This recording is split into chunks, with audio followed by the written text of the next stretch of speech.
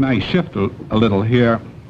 One of the questions in our minds here has been that about the future of China and its relationship to Southeast Asia.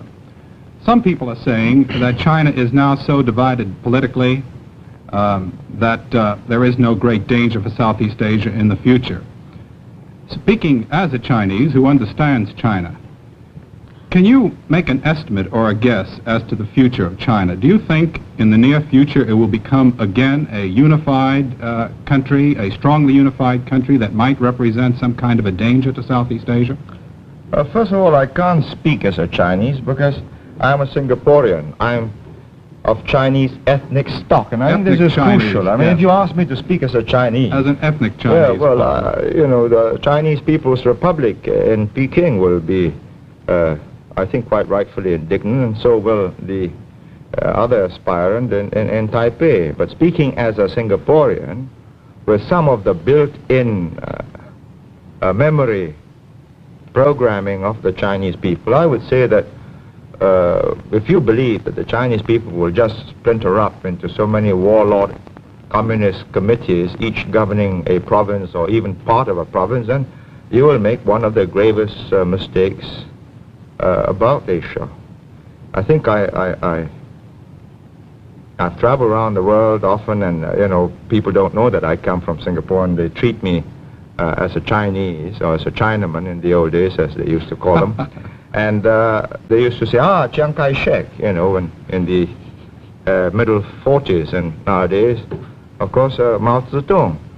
I'd say that they are determined as a people to unify and build a modern, powerful, wealthy Chinese nation. And I say good luck to them.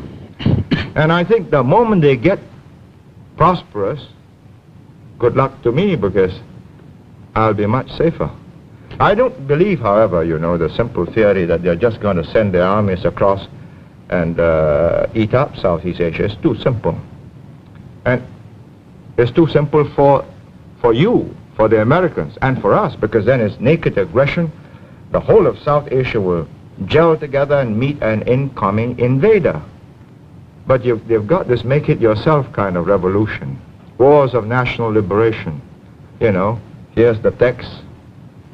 We've got an instructor, he'll teach you how to organize, and we'll slip you a few guns and more if necessary. And if it gets more difficult, well, surface-to-air missiles. Prime Minister, what's the effect in Asia of demonstrations such as we had yesterday in Washington? Well, you know, I get a lot of demonstrations in Singapore, and my students are quite a rambunctious and spirited lot.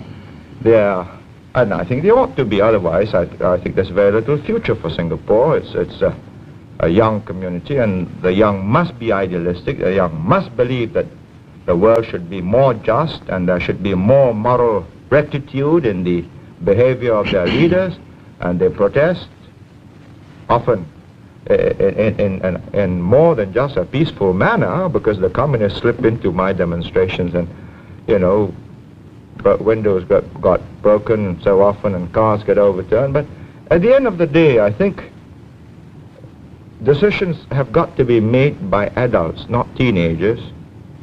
But it's got to be made in such a way that when the teenagers become adults and they look back on these decisions, they would be proud of the generation that went before them. Well, let me ask. You only have 2 million in your population, I understand, but if you put a small token force into the field to assist in the work that is being done over there against what we call aggression from the North, wouldn't that help the United States to resolve this issue? I don't see it as my duty as the Prime Minister, an elected Prime Minister of Singapore, and not a client state of the United States. I'm not in receipt of your aid, nor am I here to seek aid. I'm doing all right. I hope to do more trade with you.